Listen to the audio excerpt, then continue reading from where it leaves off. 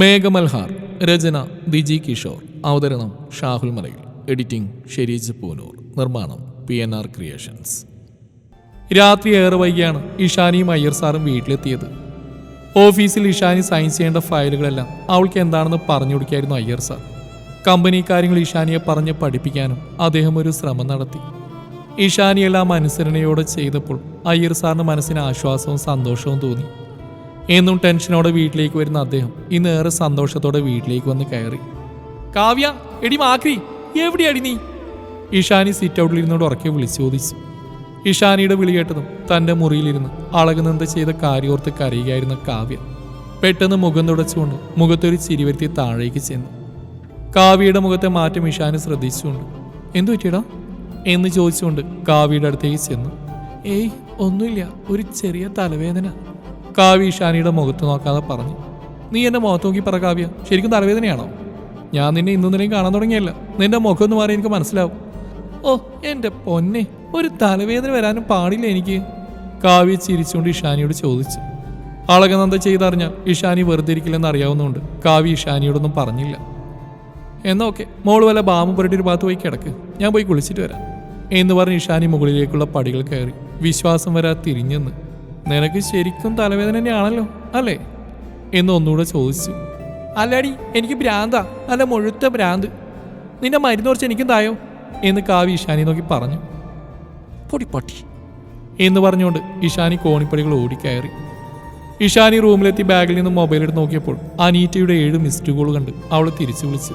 അളകനന്ദ കാവ്യയോട് ചെയ്ത് അനീറ്റ വള്ളി തെറ്റാതെ എല്ലാ കാര്യവും ഇഷാനിയോട് പറഞ്ഞു.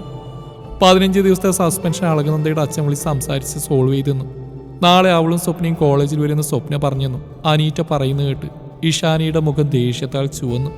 ഇഷാനി ശ്യാമിനെ വിളിച്ച് ചുമ്മാ സംസാരിച്ചു. അവൻ ഇതിനെക്കുറിച്ച് എന്തെങ്കിലും പറയുമെന്ന് നോക്കാൻ വേണ്ടിയായിരുന്നു യഥാർത്ഥത്തിൽ ഇഷാനി വിളിച്ച്. പക്ഷെ കാവ്യയുടെ നിർദ്ദേശപ്രകാരം ശ്യാം ഇഷാനിയോടൊന്നും പറഞ്ഞില്ല. ഇഷാനി വേഗം താഴേക്ക് ഇറങ്ങിച്ചെന്നു. കാവ്യ അപ്പോൾ ഡൈനിങ് ടേബിളിൽ തലവെച്ച് കിടക്കുകയായിരുന്നു. കാവ്യ, ഞാനിപ്പോൾ വരാം, അപ്പയോട് ഞാൻ തലവേദനിച്ച് കിടന്നുറങ്ങിയെന്ന് പറഞ്ഞാൽ മതി എന്ന് പറഞ്ഞുകൊണ്ട് ഇഷാനി അവിടെ സ്കൂട്ടിയുടെ കീ എടുത്തുകൊണ്ട് പുറത്തേക്ക് നടന്നു. നീ രാത്രി എങ്ങോട്ട് പോവാ എന്ന് ചോദിച്ച് കാവ്യ ഇഷാനിയുടെ പുറകെ ചെല്ലുമ്പോഴേക്കും ഇഷാനി പോയി കഴിഞ്ഞിരുന്നു. നന്ദനം എന്നെഴുതിയ വീടിന് അല്പകലെയായി ഇഷാനി അവിടെ വണ്ടി നിർത്തിയ ശേഷം നടന്ന് ആ വീടിന് മുമ്പിലെത്തി. പൂമുഖത്ത് അർജുൻ ഇരിക്കുന്ന കണ്ടപ്പോൾ അവൾ മതിലിന് സൈഡിലായി മാറി നിന്നു. അല്പം കഴിഞ്ഞ് അർജുൻ എണീറ്റ് അകത്തേക്ക് പോയി. ഇഷാനി ഗേറ്റ് തുറന്ന് അകത്തേക്ക് കയറാൻ നോക്കിയതും ഗേറ്റ് പൂട്ടിയിട്ടിരിക്കുന്നതാണ് കണ്ടത്. പിന്നെ മറ്റൊന്നും ചിന്തിക്കാതെ ചുറ്റും നിരീക്ഷിച്ചുകൊണ്ട് അവൾ മതിലെടുത്തിയാടി. വീട്ടിൽ നായിൽ നിന്ന് ഉറപ്പുവരുത്തിയ ശേഷം മെല്ലെ മെല്ലെ നടന്ന് വീടിൻ്റെ പിന്നാമ്പുറത്തെത്തി. അടുക്കളയിൽ ആളനക്കം കേട്ടതിനാൽ അവൾ അവിടെയുള്ള അമ്മിത്തറയുടെ പിന്നിൽ ഒളിച്ചിരുന്നു. അടുക്കളയിൽ നിന്നൊന്നും കേൾക്കാതായപ്പോൾ അവൾ ശബ്ദമുണ്ടാക്കാതെ അടുക്കള വാതിലിനടുത്തെത്തി. അവിടെ വീട്ടുജോലിക്കാരി പുറംതിരിഞ്ഞെന്ന് പാത്രങ്ങൾ അടുക്കി വെക്കുന്ന തിരക്കിലായിരുന്നതിനാൽ ഇഷാനി മെല്ലെ നടന്ന് സ്റ്റോർ റൂമിൽ കയറി മറിഞ്ഞിരുന്നു. അപ്പോഴേക്കും ആരോ വന്ന് പിന്നാമ്പുറത്തെ വാതിലടക്കുന്ന ശബ്ദം ഇഷാനി കേട്ടു. സ്റ്റോർ റൂമിൽ ലൈറ്റ് തെളിഞ്ഞതും ഇഷാനി ഒന്ന് ഭയന്നു. അവൾ വേഗം അരിശാക്ക് വെച്ചിനടുത്ത് പതുങ്ങി. വീട്ടുജോലിക്കാരി വന്ന് കടല വെള്ളത്തിലിടാൻ വേണ്ടി കടലിട്ട് വെച്ചിരുന്ന പാത്രം എടുത്തുകൊണ്ട് പോയി. ഇഷാനി ആശ്വാസത്തോടെ മെല്ലെ നിശ്വസിച്ചു. അടുക്കളയിൽ ആരുമില്ലെന്ന് ഉറപ്പായപ്പോൾ ഇഷാനി സ്റ്റോർ റൂമിൽ നിന്ന് അടുക്കളയിലേക്ക് വന്ന് ഡൈനിങ് ഹാളിലേക്ക് നോക്കി. അവിടെ ആരുമില്ലെന്ന് ഉറപ്പായപ്പോൾ മുട്ടിലിഴഞ്ഞുകൊണ്ട് അവൾ ഡൈനിങ് ഹാളിലെത്തി. ഇനി എങ്ങോട്ട് പോകണമെന്ന് ചുറ്റും നോക്കി. താഴെ 2 ബെഡ്റൂമുകൾ കണ്ടപ്പോൾ മെല്ലെ പോയി നോക്കി. ആദ്യത്തെ റൂമിന് മുമ്പിലെത്തിയതും അമർ വരുന്ന കണ്ടപ്പോൾ ഇഷാനി വേഗം ആ റൂമിലേക്ക് കയറി കട്ടിലിനടിയിൽ ഒളിച്ചു. വസുന്ധരാമ്മയുടെ മുറിയായിരുന്നത്. കണ്ണട വെക്കാതെ വ്യക്തമായി ഒന്നും കാണാൻ പറ്റാത്ത അവർക്ക് ഇഷാനി ഇഴഞ്ഞു വന്നത് അവരുടെ ശ്രദ്ധയിൽപ്പെട്ടില്ല. അമ്മമ്മയോട് ഗുഡ് നൈറ്റ് പറയാൻ വന്നതായിരുന്നു അമർ. അമർ വന്ന് കട്ടിലിൽ നിന്ന് അമ്മമ്മയുടെ ഓരോ കാര്യങ്ങൾ മലയാളത്തിൽ സംസാരിക്കുന്ന കേട്ടപ്പോൾ ഇഷാനി ശരിക്കും ഞെട്ടിപ്പോയി. ഈ കാട്ടുമാക്കാനും മലയാളം അറിയായിരുന്നു എൻ്റെ ഡാർലിംഗ്. അയ്യേ, ആകെ നാണക്കേടായല്ലോ. എന്തൊക്കെയാ ഞാൻ അവനോട് ഇന്നും കൂടി വിളിച്ചു പറഞ്ഞേ. എന്നിട്ട് എത്ര നന്നായിട്ട് എൻ്റെ മുമ്പിൽ തെലുങ്കം പൊട്ടനായിട്ട് അവൻ അഭിനയിച്ച് എന്ന് മനസ്സിൽ പറഞ്ഞുകൊണ്ട് ഇഷാനി തലക്ക് കൈയും കൊടുത്ത് കട്ടിലിനടിയിൽ കമിഴ്ന്ന് കിടന്നു. അമർ അല്പനേരം കഴിഞ്ഞു തിരികെ പോയി. അമർ പോകുന്ന കണ്ട് ഇഷാനി മേലെ കട്ടിലിനടിയിൽ നിന്ന് പുറത്തേക്ക് വന്ന് എണീറ്റ് നിന്നു. അമർ മലയാളം പറയുന്ന കേട്ട ഷോക്കിൽ വസുന്ധരാമ മുറിയിലുള്ള കാര്യം അവൾ മറന്നുപോയിരുന്നു. എന്താ നന്ദൂട്ടി ഈ നേരത്തെ ഇങ്ങോട്ട് വന്നേ? ഉറക്കമൊന്നുമില്ലേ കുട്ടി? അളകനന്ദയാണെന്ന് തെറ്റിദ്ധരിച്ച് വസുന്ധരാമ ഇഷാനിയോട് ചോദിച്ചു. ഇഷാനി ഒന്നും മിണ്ടാതെ തിരിഞ്ഞു നോക്കാതെ അങ്ങനെ നിന്നു. നന്ദൂട്ടി, വാസുവിൻ്റെ വെറ്റിലച്ചലൻ ടേബിൾ ഇരിപ്പുണ്ട്, ഒന്ന് എടുത്തുകൊണ്ട് വന്നേ എന്ന് വസുന്ധരാമൻ പറഞ്ഞതും ഇഷാനി ജീവൻ കിട്ടിയ പോലെ മുറിയിൽ നിന്ന് പുറത്തേക്ക് ഇറങ്ങി. ഇഷാനി അടുത്ത മുറി ലക്ഷ്യമാക്കി നോക്കി. ആ മുറി അളകനന്ദയുടെ അമ്മയുടേതാവും എന്നവൾ കണക്ക് കൂട്ടി. അതുകൊണ്ട് അവൾ സ്റ്റെയർ കേസ് എവിടെയാണ് നോക്കി. അളകനന്ദയുടെ അമ്മയുടെ മുറി കഴിഞ്ഞുള്ള ലിവിംഗ് റൂമിലടുത്താണ് സ്റ്റെയർ കേസ്. ഇഷാനി മുറിയുടെ വാതിൽക്കൽ എത്തി ഉള്ളിലേക്ക് നോക്കിയപ്പോൾ അവിടെ അവർ കിടക്ക വിരിക്കുകയായിരുന്നു. ഇഷാനി പിന്നെ ഒന്നും ആലോചിച്ചില്ല. വേഗം ഓടി സ്റ്റെയർ കേസ് കയറി. നീണ്ട ഇടനാഴിക്ക് ഇരുവശങ്ങളിലായി 4 ബെഡ്റൂമുകൾ അവൾ കണ്ടു.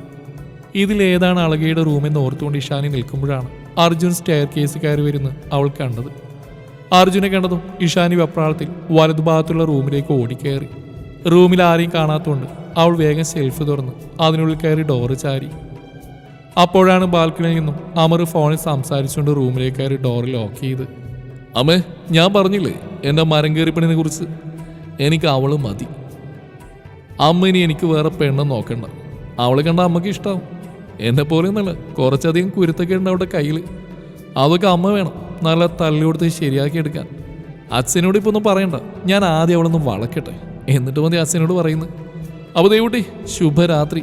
പിന്നെ മറക്കണ്ട, അമർനാഥിൻ്റെ മാത്രം ഇഷാനി. ഓക്കെ അമ്മ, ബായ് എന്ന് പറഞ്ഞ അമർ കോൾ കട്ട് ചെയ്ത് ബാത്റൂമിലേക്ക് കയറി. അമർ പറയുന്നെല്ലാം ഷെൽഫിലിരുന്ന് കേട്ട ഇഷാനി കിളി പോയ പോലെ ഒന്നും മനസ്സിലാവാതെ നിന്നു. അമർ പറഞ്ഞ മരം കയറി ഞാനാണോ? അതുകൊണ്ടല്ലേ അവസാനം അമർനാഥിൻ്റെ മാത്രം ഇഷാനി എന്നാവും പറഞ്ഞ്. ഇനി വേറെ ഇഷാനിയാവോ? ആകെ കൺഫ്യൂഷൻ ആയാലോ ഡാർലിംഗ്. ഇഷാനി ഷെൽഫിനുള്ളിൽ ചാരിയുന്നുകൊണ്ട് പറഞ്ഞു. അയ്യോ അതൊക്കെ പോട്ടെ, അമറിൻ്റെ കാര്യം പിന്നെ നോക്കാം. ഇപ്പം അളകനന്ദ എവിടെയാണെന്ന് കണ്ടുപിടിക്കണം എന്ന് മനസ്സിൽ കണക്ക് കൂട്ടിക്കൊണ്ട് ഇഷാനി ഷെൽഫിൽ നിന്ന് ഇറങ്ങാൻ നേരം അമർ ബാത്റൂമിൽ നിന്നൊരു ടവൽ എടുത്തുകൊണ്ട് പുറത്തേക്ക് വരുന്നുണ്ട്. അവൾ അവിടെ തന്നെ നിന്നു. അമർ ഷെൽഫിനെ ലക്ഷ്യമാക്കി നടന്നു വന്നു. ഓ ഡാർലിംഗ്, ഞാൻ പെട്ടല്ലോ എന്ന് പറഞ്ഞ് ഇഷാനി തലയിൽ കൈവച്ച് നിന്നു. അമർ ഷെൽഫിനടുത്തേക്ക് എത്തുന്തോറും ഇഷാനിയുടെ ഹൃദയം പടപടാൻ ഇരിക്കാൻ തുടങ്ങി. അമർ ഇഷാനി നിൽക്കുന്ന ഷെൽഫിൻ്റെ മറുഭാഗത്തുള്ള ഷെൽഫ് തുറന്ന് സ്ലീവ്ലെസ് ബനിയനും ഷോർട്സ് എടുത്ത് അവിടുന്ന് ഡ്രസ്സ് മാറാൻ തുടങ്ങിയതും അയ്യേ എന്ന് പറഞ്ഞുകൊണ്ട് ഇഷാനി കണ്ണുകളടച്ച്. ഇഷാനി അയ്യേ എന്ന് പറഞ്ഞാൽ അല്പം ഉറക്കിയതിനാൽ അമർ എവിടെ നിന്നാണ് ആ ശബ്ദം വന്നെന്നറിയാൻ മുറിയിൽ ചുറ്റും നോക്കി. പിന്നെ തനിക്ക് തോന്നിയതാവുന്ന എഴുതി ബനിയൻ വലിച്ചിട്ട് കിടക്കയിൽ പോയി കിടന്നു. ഈ കുരിശ് എനിക്ക് പാരയായല്ലോ ഡാർലിംഗ്, ഇനി ഞാൻ എന്ത് ചെയ്യും? ഈ ചെകുത്താന് വേഗം ഉറക്കം വന്നാൽ മതിയായിരുന്നു. ഇഷാനി അവിടെ കഴുത്തിൽ കിടക്കുന്ന മാലയിൽ പിടിച്ചുകൊണ്ട് പറഞ്ഞു. അല്പനേരം കഴിഞ്ഞതും അമർ ഉറങ്ങിയെന്ന് തോന്നിയപ്പോൾ ഇഷാനി മെല്ലെ ഷെൽഫ് തുറന്ന് കിടക്കയിലേക്ക് നോക്കി. അമർ ചുമരിനോട് ചെരിഞ്ഞിടക്കുന്നതിനാൽ അവൻ ഉറങ്ങിക്കാണുമോ എന്നൊരു സംശയം തോന്നിയെങ്കിലും ഇഷാനി ഷെൽഫിൽ നിന്ന് പുറത്തേക്ക് ഇറങ്ങി വീണ്ടും മുട്ടിലെഴിഞ്ഞുകൊണ്ട് ഡോറിനടുത്തെത്തി മെല്ലെ ലോക്ക് ഓപ്പണാക്കി. ഡോറ് തുറന്ന് പുറത്തേക്ക് ഇറങ്ങിയതും ആരോ സ്റ്റെയർ കേസ് കയറി വരുന്നുണ്ട് സംശയം തോന്നിയതും അവൾ ഡോറടക്കാതെ ബാൽക്കണിയുടെ ഡോറിൻ്റെ അവിടെ ഇട്ടിരിക്കുന്ന ദിവാൻ കോട്ടിനടിയിൽ പതുങ്ങി. എൻ്റെ ഡാർലിംഗ്, ചെറുപ്പത്തിൽ പോലും ഞാൻ ഇത്ര മുട്ടിലെഴിഞ്ഞ് ഒളിച്ചും കളിച്ചും കാണില്ല. എന്ത് തന്നെയായാലും അളകനന്ദയെ കണ്ടിട്ടേ മടക്കുള്ളൂ എന്ന് ഇഷാനി മനസ്സിൽ പറഞ്ഞു. സ്റ്റെയർ കേസ് കയറി വന്ന അർജുൻ ഫോണിൽ നോക്കിക്കൊണ്ട് ദിവാൻകൂട്ടിൽ വന്ന് കിടന്ന് വിശാലിന് ഫോൺ ചെയ്തു. ഡാ വിശാലേ, നാളെ എന്തായാലും ആ ഭദ്രകാളി വന്ന് കാവ്യോട് നന്ദ കാണിച്ചതിന് നന്ദയുടെ നേർക്ക് കുതിര കയറുന്ന ഉറപ്പാ. അതുകൊണ്ട് നമ്മൾ നല്ല പ്ലാനിങ്ങിൽ വേണം നാളെ കോളേജിലേക്ക് വരാൻ, അർജുൻ പറഞ്ഞു. മറുഭാഗത്തുനിന്ന് വിശാൽ പറഞ്ഞ ഇഷാനി കേട്ടില്ലെങ്കിലും തനിക്കുള്ള പണിയാണ് ഇവന്മാർ ഒരുക്കുന്നതെന്ന് അവൾക്ക് മനസ്സിലായി. സൂപ്പർഡാ, നീ പറഞ്ഞ ഐഡിയ ഉള്ള. ശ്യാമിനെ എന്തെങ്കിലും പറഞ്ഞാൽ പൊട്ടിയ ബെഞ്ച് ഡെസ്ക് ഇട്ടിരിക്കുന്ന ക്ലാസ്സിലേക്ക് കൊണ്ടുവരണം. ഇന്നലത്തെ ദേഷ്യത്തിന് ശ്യാമിനെ നമ്മളവിടെ പൂട്ടിയിട്ടിരിക്കുകയാണെന്ന് നീരജിനെ കൊണ്ട് ഇഷാനിയോട് പറയിപ്പിക്കാം. അവൾ അവനെ രക്ഷിക്കാൻ പറന്നു വരും. അപ്പോൾ രണ്ടുപേരെ അതിനുള്ളിട്ട് പൂട്ടണം. എന്നിട്ട് പ്രിൻസിയെ വിളിച്ചുകൊണ്ടൊന്ന് കാണിച്ചു കൊടുക്കണം. ആരുമില്ലാത്ത നേരത്തെ ആളില്ലാത്ത ക്ലാസ് മുറിയിൽ അനാശാസ്യം നടത്തിയ ഇഷാനിയെയും ശ്യാമിനെയും കോളേജിൽ നിന്ന് ഡിസ്മിസ് ചെയ്യും പ്രിൻസി. ഓർക്കുമ്പോൾ തന്നെ കുളിര് കോരുക. ആ രാക്ഷസിയുടെ ചമ്മിയ മുഖം കാണാൻ എനിക്ക് കൊതിയായി. അർജുൻ ചിരിച്ചുകൊണ്ട് പറഞ്ഞ് കോള് കട്ട് ചെയ്തു. അവിടുന്ന് എണീറ്റ് അവൻ്റെ റൂമിലേക്ക് പോയി. ആഹാ, അപ്പം മക്കൾ എന്നെ കൊടുക്കാനുള്ള പ്ലാൻ ഉണ്ടാക്കുകയാണല്ലേ? ശരിയാക്കി തരാം. നാളെ ആരാണ് കുടുങ്ങുന്നതെന്ന് ഈ ഭദ്രകാളിയായ രാക്ഷസി കാണിച്ചു തരാം കേട്ടോ പാണ്ഡവൻസിന് എന്ന് ഈശാനി അർജുൻ പോയ വഴിയെ നോക്കി പറഞ്ഞുകൊണ്ട് ദിവാൻ കോട്ടിനടിയിൽ നിന്ന് പുറത്തേക്ക് കടന്നു. അപ്പം അതാ അമറിൻ്റെ റൂം, ഇത് അർജുമോൻ്റെ റൂം, ഇനി 2 റൂം കൂടിയുണ്ട്. ഏതാണാവോ എൻ്റെ അളകുമോളുടെ മണിയറ എന്ന് പറഞ്ഞുകൊണ്ട് ഈശാനി ഒരു ഊഹം വെച്ച് ഇടതുഭാഗത്തുള്ള റൂം തുറന്നപ്പോൾ അതൊരു ഹാളായിരുന്നു. ഇനി ഒറ്റ റൂം മാത്രമേ ഉള്ളൂ. അത് തന്നെയാണ് അളകുന്നതിൻ്റെ റൂമെന്ന് മനസ്സിലുറപ്പിച്ചുകൊണ്ട് ഇഷാനി അങ്ങോട്ട് ചെന്നു. റൂമുള്ളിൽ നിന്ന് ലോക്ക് ചെയ്തതിനാൽ 2 കൽപ്പിച്ച് ഇഷാനി ഡോറിൽ 2 തവണ തട്ടി ചുമരിനോട് ചേർന്ന് മാറി നിന്നു.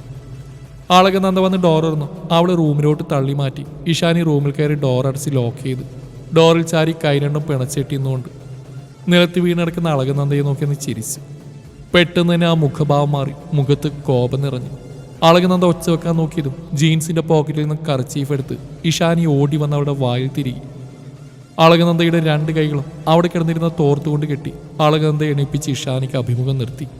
ഇവിടെ നിന്നെ രക്ഷിക്കാൻ ആരാണ് വരുന്നെന്ന് എനിക്കൊന്ന് കാണണം. വിളിക്കടി നിന്റെ ആ നാറി ഏട്ടനെ, ഇഷാനി അളകയുടെ താടിൽ കുത്തി പിടിച്ചുകൊണ്ട് പറഞ്ഞു. അളകനന്ദ പേടി കൊണ്ട് വിയർത്തു വിളിച്ച് പുറകോട്ട് കാല് വെച്ചു. ഇഷാനി അളകയോടൊപ്പം കാല് വെച്ചു. നിനക്കെൻ്റെ കാവ്യ ആണാണോ പെണ്ണാണോ എന്നറിയണം അല്ലേടി എന്ന് ചോദിച്ച അളകയുടെ കവിളിൽ ഇഷാനി ആഞ്ഞടിച്ചു. അതിന് നീ അവളെ ഞാനില്ലാത്ത നേരം നോക്കി വാഷ്റൂമിൽ കൊണ്ടുപോയല്ലേ? അടുത്തടി അളകയുടെ കവിളിൽ വീണു. നീ അവളുടെ ഡ്രസ്സ് വലിച്ചു കീറാൻ നോക്കി അല്ലേടി ചൂലേ എന്ന് ചോദിച്ചുകൊണ്ട് തലങ്ങും വിലങ്ങും അളകനന്ദയുടെ കവിളിൽ ഇഷാനി ദേഷ്യം മാറുവോളം കൈ നീർത്തി ആഞ്ഞടിച്ചു. അളകയുടെ വെളുത്ത കവിളിൽ ഇഷാനിയുടെ കൈവിരലുകൾ കല്ലിച്ച് നിന്നു. ചുണ്ടുപൊട്ടി ചോര വന്നു. വേദന കൊണ്ട് അവിടെ കണ്ണിൽ നിന്ന് പൊന്നീച്ച പാറി. നീ എന്താണ് എന്നെ കുറിച്ച് കരുതിയത്? നിന്നോട് നിന്റെ ഏട്ടനോട് എന്നോട് കളിക്കാൻ നിൽക്കുന്നത് ഞാൻ പറഞ്ഞിട്ടുള്ള. നീ ഒരു പെണ്ണലടി, മറ്റൊരു പെണ്ണിന്റെ നഗ്നത കാണാൻ ഇത്ര കൊതിയുണ്ടോ നിനക്ക് എന്ന് ചോദിച്ച് അളകനന്ദയെ നിലത്തേക്ക് തള്ളി ഇഷാനി. നിനക്കുള്ള നാളേക്ക് വെച്ചാ ഇന്ന് രാത്രി എനിക്ക് ഉറക്കം കിട്ടില്ല. അതുകൊണ്ടാ ഇന്ന് എന്നെ വന്ന് നിനക്കുള്ള സമ്മാനം കയ്യോടെ തന്നത്. എനിക്ക് വേണേൽ നിന്നെ പല പോസിലിറ്റി വൾഗറായി ഫോട്ടോ എടുത്ത് നിന്നോട് പക വീട്ടാം. പക്ഷെ ഞാനത് ചെയ്യാത്തത് ഞാനൊരു പെണ്ണായതുകൊണ്ടും ഒറ്റത്തന്തൊക്കെ പിറന്നുകൊണ്ടുവാ. നിന്നെപ്പോലെ പലർക്കും പിറന്ന ഒന്നിനെ ഇതുപോലെയൊക്കെ ചെയ്യാൻ പറ്റൂ. ഇഷാനി അളകനന്ദയെ നോക്കി പുച്ഛത്തോടും ദേഷ്യത്തോടും പറഞ്ഞു.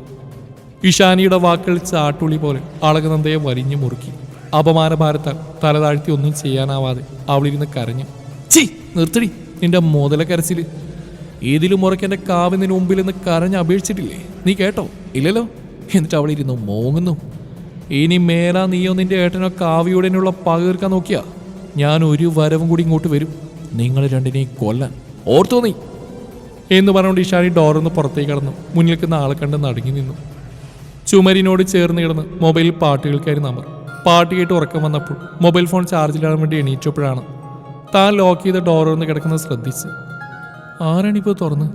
ഇനി താൻ ലോക്ക് ചെയ്തില്ലായിരുന്നു എന്നൊക്കെ ആലോചിച്ച് റൂമിന് വെളിയിലേക്ക് വന്നപ്പോഴാണ് ഇഷാനി ദിവാങ്കോട്ടിൻ്റെ അടിയിൽ നിന്ന് ഇഴഞ്ഞു വന്ന് എണീറ്റ് നിൽക്കുന്നത് കണ്ടത്. ഇഷാനി നേരത്തെ ഇവിടെ വരാൻ സാധ്യതയില്ലല്ലോ എന്ന സംശയത്താൽ കണ്ണുകൾ തിരുമ്മിക്കൊണ്ട് അമർ ഒന്നുകൂടി നോക്കി. അത് ഇഷാനി തന്നെയാണെന്ന് അമർ തിരിച്ചറിഞ്ഞു. ഇഷാനിയുടെ വരവ് അളകനന്ദയെ കാണാൻ തന്നെയാവുന്ന അവൻ കണക്ക് കൂട്ടി. മുറിയുടെ അവിടെ ഇഷാനി കാണാതെ പതുങ്ങി നിന്നു.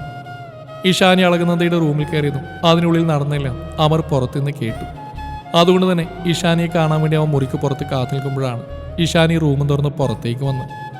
അമറിനെ കണ്ടപ്പോൾ ആദ്യമൊന്നും ഞെട്ടിയെങ്കിലും ഇഷാനി അവനെ മൈൻഡ് ചെയ്യാതെ പോവാനായി സ്റ്റെയർ കേസിന്റെ അടുത്തേക്ക് ചെന്നു. അമർ ഇഷാനിയുടെ കയ്യിൽ പിടിച്ചു വലിച്ച് അവന്റെ മുറിയിലേക്ക് കടന്ന് വാതിലടച്ച് കുറ്റിയിട്ടു. ഇഷാനി അമറിന്റെ പ്രവൃത്തിയിൽ ഒട്ടും പതറാതെ അവന്റെ കട്ടിൽ പോയി കാൽമേ കാൽ കയറ്റി വെച്ചിരുന്നു. അമർ തെലുങ്കിൽ ഇഷാനിയോട് എന്തൊക്കെയോ ചോദിച്ചുകൊണ്ടിരുന്നു. ഇഷാനി അതൊന്നും മൈൻഡ് ചെയ്യാതെ ഇരുന്നു. അമർ എന്നിട്ട് മലയാളത്തിൽ ഒരു വാക്ക് പോലും അവളോട് മിണ്ടുന്നില്ല കണ്ടപ്പോൾ ഇഷാനി എണീറ്റ് അമറിന്റെ അടുത്തേക്ക് ചെന്ന് നിന്നു. അമറിന്റെ കണ്ണിലേക്ക് അവൾ സൂക്ഷിച്ചു നോക്കി. ഇഷാനി അവന് കണ്ണിമ വെട്ടാതെ നോക്കി നിന്നു. ഇഷാനി അമറിന്റെ വലത് കൈ അവളുടെ കയ്യിലെടുത്തു. അമർ ഇഷാനി എന്താണ് ചെയ്യാൻ പോകുന്നതെന്ന് അറിയാൻ നിന്നു. ഇഷാനി അമറിന്റെ കൈ അവളുടെ ചുണ്ടിനടുത്തേക്ക് കൊണ്ടുപോയി.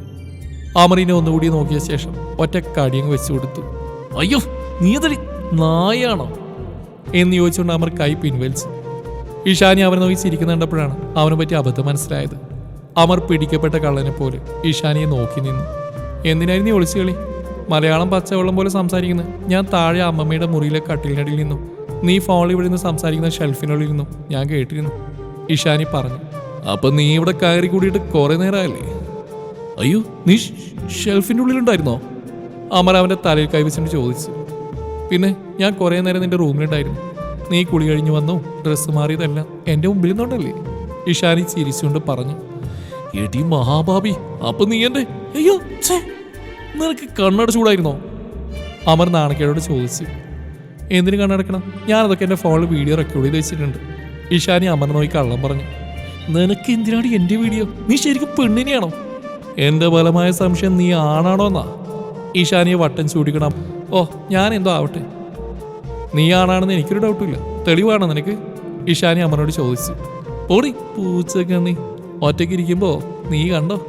അമർ ദേഷ്യത്തോടെ ഇഷാനി നോക്കി പറഞ്ഞു. അയ്യേ എനിക്ക് കാണാനൊന്നല്ല, ഞാൻ ഇതുപോലെ പിടിക്കപ്പെട്ട ഇത് വെച്ച് ബ്ലാക്ക് മെയിൽ ചെയ്യാൻ വേണ്ടിയാ. നിന്നെ ഞാൻ ആർക്കും പിടിച്ചു കൊടുക്കില്ലടി, സത്യം. നീ ഒന്ന് ഡിലീറ്റ് ചെയ്യോ പ്ലീസ്? അങ്ങനെയാണെങ്കിൽ ഓക്കെ, ഡിലീറ്റ് ചെയ്യാം. പക്ഷേ നീ എന്നെ ഇവിടുന്ന് പുറത്തേക്ക് ഇറക്കി തരണം. ഒറ്റയ്ക്കല്ലേ കാര്യമെന്ന്, അതുപോലെ ഇറങ്ങിയാൽ മതി. എൻ്റെ നന്ദയെ നീ അടിച്ചതിന് ഞാൻ നിന്നോട് ക്ഷമിച്ചിരിക്കുന്നു. അയ്യോടാ, നിന്റെ നന്ദയെ അടിക്കുന്ന അറിഞ്ഞിട്ടും നീ എന്തേ അവളെ രക്ഷിക്കാൻ വരാഞ്ഞ്? നിന്നെ ഈ നെഞ്ചിലേറ്റ് നടക്കുന്ന പെണ്ണല്ലേ അവള്, നീ കല്യാണം കഴിക്കാൻ പോകുന്ന പെണ്ണ്. ഇഷാനി അമറിൻ്റെ ഉള്ളറിയാൻ വേണ്ടി ചോദിച്ചു. ഈ അടി അവൾ ചോദിച്ചു വാങ്ങിയതല്ലേ, അതുകൊണ്ട് മാറിയെന്നാ. പിന്നെ ഞാൻ കല്യാണം കഴിക്കാൻ പോകുന്ന അവളെയാണെന്ന് നിന്നോടാരാ പറഞ്ഞു? അമർ ഒറ്റപ്പൊരി ഉയർത്തി ചോദിച്ചു. തുടരും ഈ കഥയുടെ ബാക്കി ഭാഗം നാളെ ഇതേ സമയം.